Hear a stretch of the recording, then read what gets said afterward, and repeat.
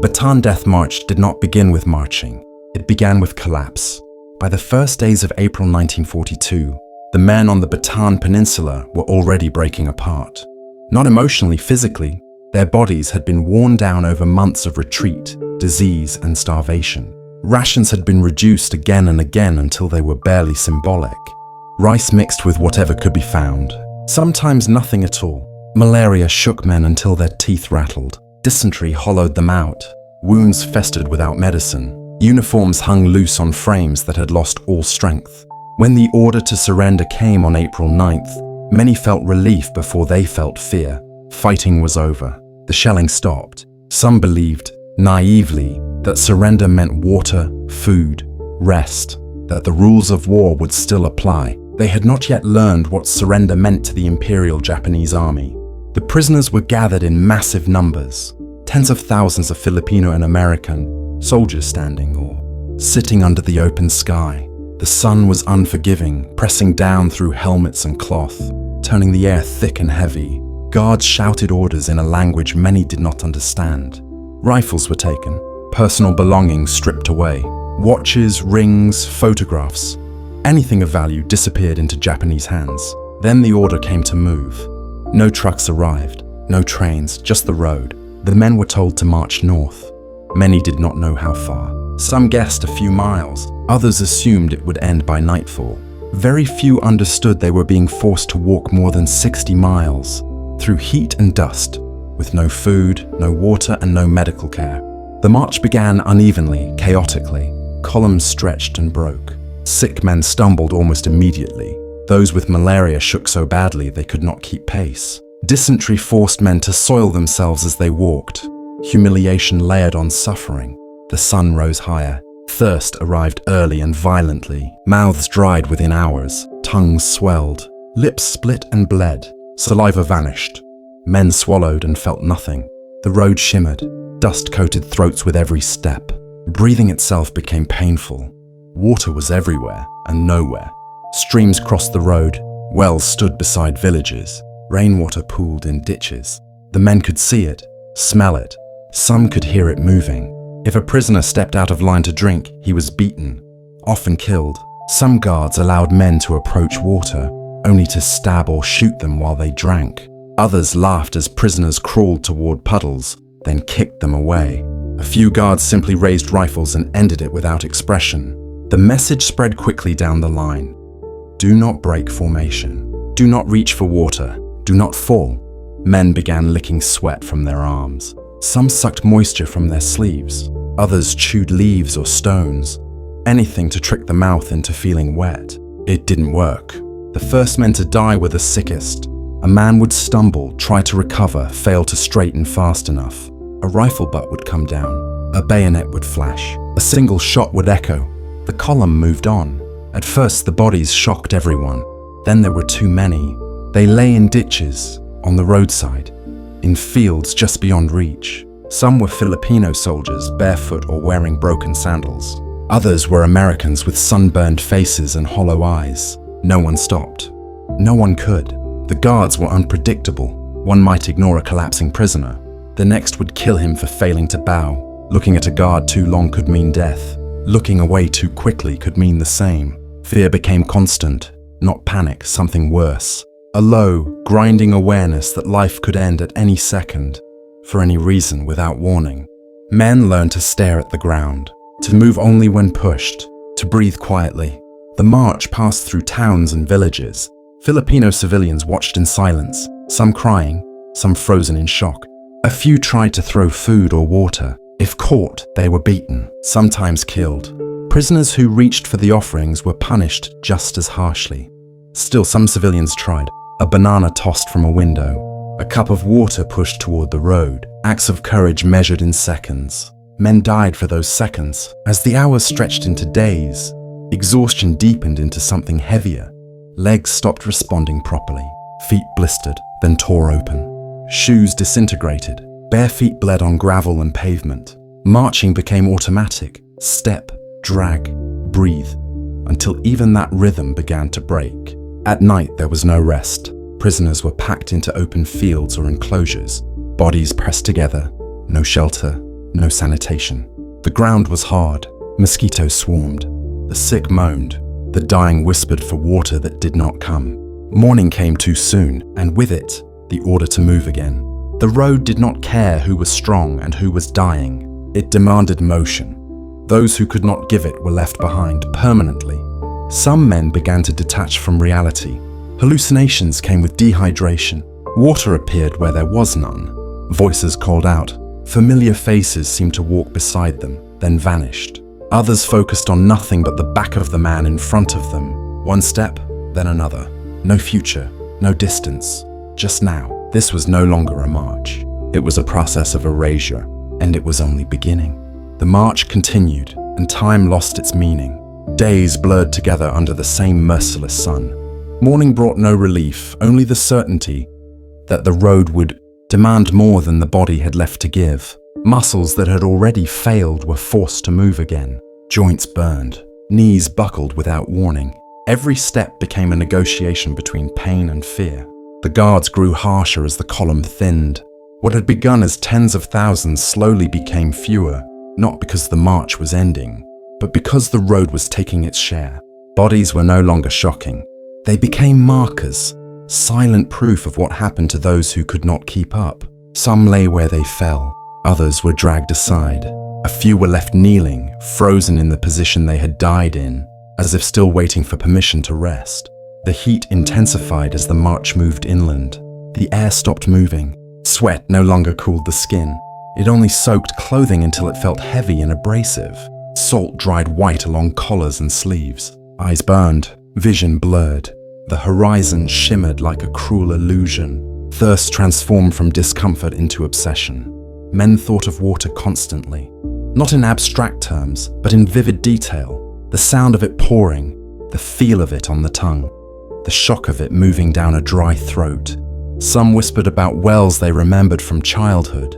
Others spoke to themselves, bargaining silently for just one sip. When rain clouds appeared, hope surged briefly, then collapsed when the clouds passed without falling. At one point, a downpour finally came. Men opened their mouths to the sky, faces lifted, desperate. Some guards allowed it, others beat men back into line, furious that nature itself had shown mercy. Even mercy was punished. Random killings continued, not as acts of rage, but routine. A man stumbled too often. A man failed to bow deeply enough. A man spoke when he should have been silent. The guards did not explain. They did not need to. The pattern was clear. Obedience might keep you alive, but it would not save you. Filipino soldiers suffered especially. Many guards viewed them as traitors for fighting alongside Americans. They were beaten more often, killed more casually. Their deaths drew less reaction, even from fellow prisoners who had learned, through terror, to protect their own fragile existence first. At night, men collapsed wherever they were ordered to stop. There was no space, no comfort. Bodies pressed together, skin against skin, sweat and dirt shared indiscriminately. The sick coughed. The feverish shook. Some men cried quietly. Others stared into darkness, eyes open, minds drifting away from reality. Death did not always come violently. Some men simply did not wake up. In the morning, guards kicked bodies to see if they would move. If they didn't, the living were ordered to stand and march again, stepping around those who had finally been allowed to stop. Food, when it came, was cruelly inadequate. A handful of rice, sometimes nothing at all. Men ate it slowly, trying to make the act last, trying to convince their bodies that nourishment was coming. It wasn't. Dysentery worsened. Dehydration thickened blood, slowed thought, made simple decisions impossible. Men forgot where they were, forgot who they were, forgot why they were still moving. Some tried to help others, supporting a friend's weight, sharing a mouthful of rice, whispering encouragement, but kindness had a cost. Falling out of formation, even to help, could mean death for both men. Slowly, reluctantly, survival became solitary. The road passed through towns where civilians watched again. Some knelt, some prayed, some turned away, unable to watch any longer. Children stared, confused by the sight of grown men reduced to something so fragile. The march went on. Eventually, the column reached the rail line at San Fernando. By then, the men were barely recognizable as soldiers. They were skeletal, covered in sores, eyes sunken, movements stiff and mechanical. They believed, once again, that the worst must be over. They were herded into boxcars designed for cargo, not people. Dozens were packed inside each one. The doors were slammed shut. Darkness swallowed them. Air vanished almost instantly. Inside, men stood pressed together, unable to sit, unable to move. Heat became unbearable. Breathing turned desperate. Some screamed. Some prayed. Some collapsed, held upright only by the bodies around them. Those who died inside the cars remained standing until the doors were opened again. When the train finally stopped, survivors were forced out, stumbling, blinded by sunlight, stepping over those who had not made it. Still, the march was not finished. From the rail line, they were ordered to walk again, toward Camp O'Donnell. The final miles were the longest. Men no longer had reserves. There was nothing left to draw from. Every step felt final. Every breath was borrowed. The camp gates appeared not as salvation, but as another unknown. When they arrived, there was no welcome. The camp was overcrowded, filthy, unprepared for the number of prisoners forced into it. Disease spread instantly. Water was scarce. Food was worse. Men who had survived the march began dying in large numbers anyway. Survival did not mean safety. It only meant endurance had not yet failed. The Bataan Death March ended on paper when the road stopped. In reality, it followed the men into the camps, into their bodies, into their memories. And for many, it never truly ended at all. Camp O'Donnell was not built to hold human beings. It was a former Philippine army training ground, hastily converted into a prison camp, and utterly incapable of supporting the tens of thousands who were forced into it. When the prisoners passed through its gates, there were no barracks ready, no medical facilities prepared, no systems in place to feed or care for the sick. What awaited them was open land, shallow trenches, and overcrowding so severe that men slept, pressed against one another with no space to turn. The march had stripped them of strength. The camp stripped them of whatever remained. Water was scarce and often contaminated. The latrines overflowed almost immediately, spreading disease faster than anyone could contain it. Dysentery tore through the camp. Malaria returned with a vengeance. Beriberi swelled legs and feet grotesquely. Men who had survived bullets and bayonets now collapsed from fever and infection. There were doctors among the prisoners, American and Filipino medical officers, but they had no supplies, no medicine, no bandages. They improvised with scraps of cloth, boiled water when they could, whispered reassurances they knew were lies. All they could truly do was witness. Every morning, bodies were collected. At first, the dead were counted. Then there were too many. Men were dragged to mass graves, often dug by prisoners who knew they might soon join those they were burying. Some died quietly in their sleep. Others burned with fever until their breathing slowed and stopped. There was no ceremony, no marker, just another absence. The guards continued their cruelty, though now it was less chaotic and more indifferent. Beatings still happened. Executions still occurred, but the camp itself did much of the killing without effort or intent. Neglect became the weapon. Men who had once been strong soldiers now struggled to lift their heads. Eyes glazed, voices weakened. Some stopped speaking entirely. They lay staring at nothing, waiting. Yet even here, fragments of humanity survived. Men shared memories of home, spoke of wives, parents, children. Some recited prayers, others repeated names quietly, as if afraid they would forget them. A few laughed, softly and briefly, at jokes that barely made sense anymore. Hope did not disappear all at once. It faded unevenly. Some clung to the idea that the war would end soon, that they would be exchanged, that someone somewhere knew what was happening to them. Others abandoned hope entirely and focused only on surviving the next hour, the next breath. Eventually, survivors were transferred to other camps. Some were sent to work details. Others disappeared into different parts of the Japanese prison system, scattered across the Philippines and beyond. The men who lived carried the march with them, etched into their bodies, burned into their minds. The Bataan Death March ended in April 1942, but its consequences echoed for years. When the war ended and survivors returned home, they struggled to explain what had happened. Words failed.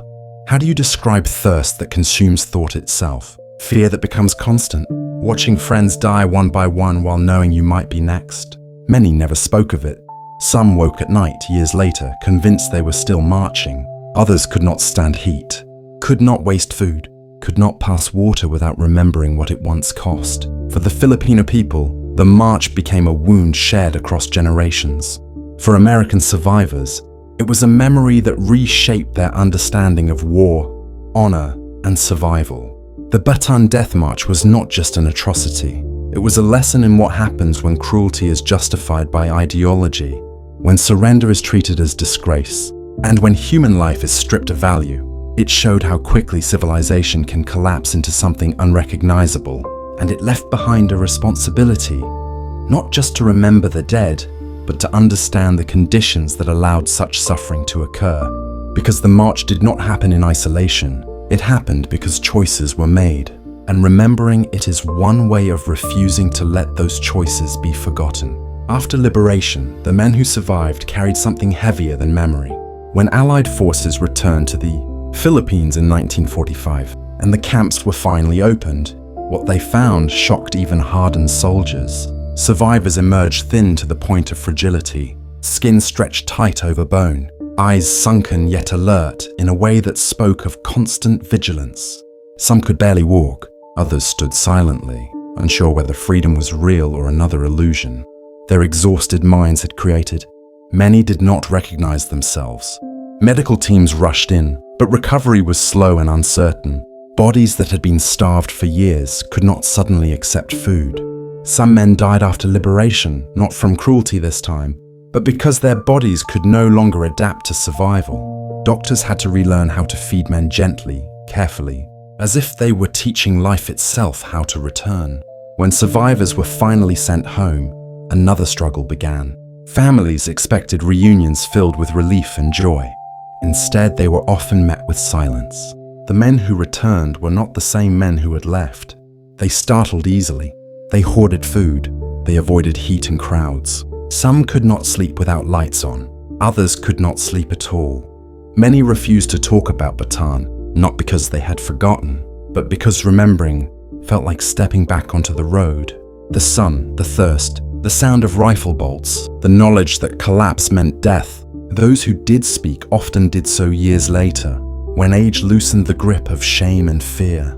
Testimonies emerged slowly, piece by piece. A man remembered watching his best friend executed for asking for water. Another recalled counting steps to stay sane. One spoke of promising himself that if he survived, he would never waste a single grain of rice. Filipino survivors told stories layered with another pain, that of fighting for their own land, only to be treated as expendable. Their suffering had been deeper, their losses broader, and their recognition slower in coming. The march began to take its place in history, not through official reports, but through human voices. After the war, accountability followed. Japanese officers responsible for the march were arrested and tried in military tribunals. Evidence was presented, testimonies, documents, survivor accounts that described the beatings, executions, starvation, and neglect. Some defendants claimed they were following orders. Others denied knowledge entirely. The courts rejected those excuses.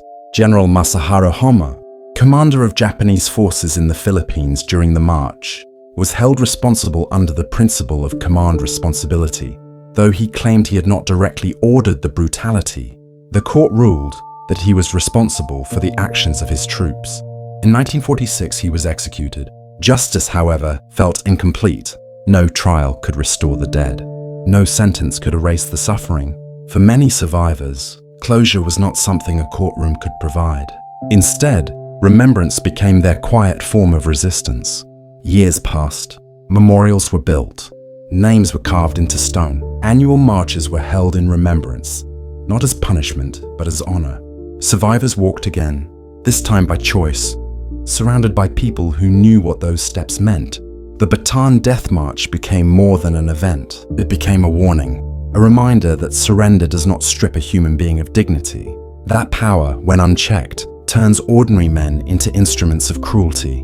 That suffering on such a scale does not begin with violence. It begins with dehumanization. Today, Today, as generations pass and voices grow fewer, the responsibility shifts. The story must be told calmly, clearly, without exaggeration, because the truth is already enough, so that the march remains what it was.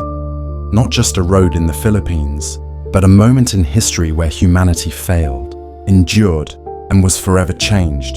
And so that when the world is tempted to look away from suffering again, someone remembers what happened when no one stopped the march. In the quiet years that followed, the march lived on in small, ordinary moments. A glass of water held too long before drinking. A plate of food never left unfinished. A pause in conversation when the heat grew heavy. For many survivors, the past did not return as loud memories, but as sensations.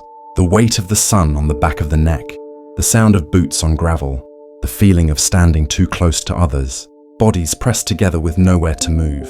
These memories arrived without warning, long after the war had ended, long after the uniforms were folded away. Time softened some edges, but it never erased the road. As decades passed, fewer witnesses remained. Voices that once carried the story grew quiet, one by one, and so the march slowly shifted, from lived experience into history, from memory into record. Yet history is not cold. It breathes through remembrance. Each name remembered resists disappearance. Each story told slows the fading. Each listener becomes, in a small way, a guardian of what happened.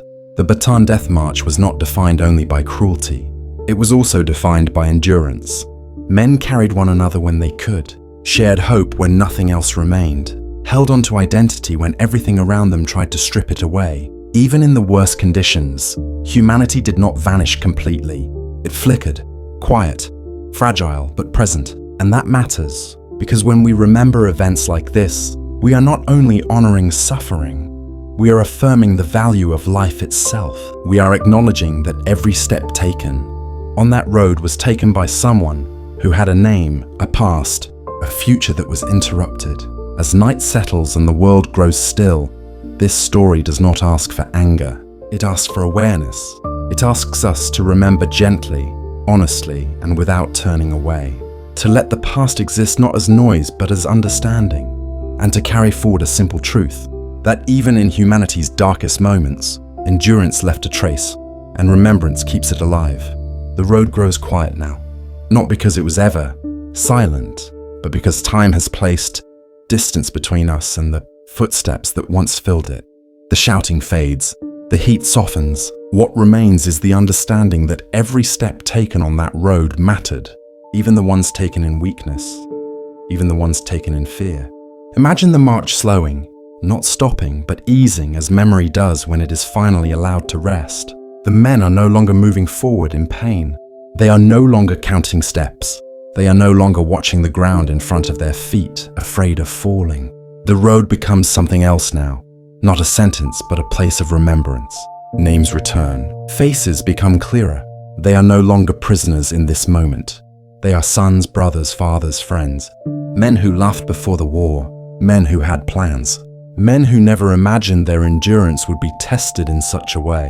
The suffering does not disappear, but it no longer defines them alone.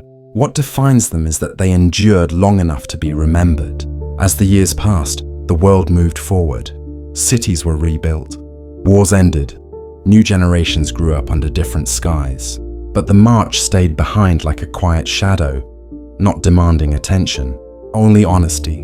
And honesty means acknowledging that cruelty can be ordinary, that suffering can be systematic, that human beings are capable of both great harm and quiet compassion. It also means acknowledging that memory is an act of care. By listening, by remembering calmly, without spectacle, we return dignity to those who were denied it. We allow the story to exist not as trauma alone, but as truth. So now, as this telling slows, there is nothing left to prove, nothing left to endure. Only the gentle act of letting the story settle, like dust on an old road after the marching has stopped, like heat finally leaving the air at night, like footsteps fading into history, not forgotten, but at rest. And if sleep comes now, let it come peacefully. The story has been carried far enough for tonight.